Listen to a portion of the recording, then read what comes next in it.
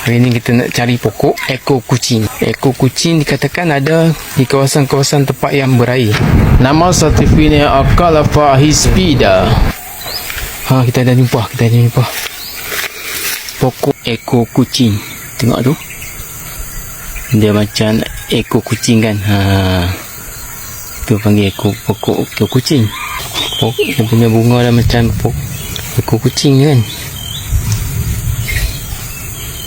Banyak siap dah nampak dia macam ada ekor kucing.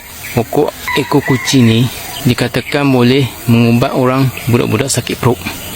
Daun ni kan, kita ambil daun, kita upah dia, kita letak ke perut. Nampak dia macam ekor kucing kan. Dia panggil ekor kucing. Dikatakan boleh mengubat sakit perut.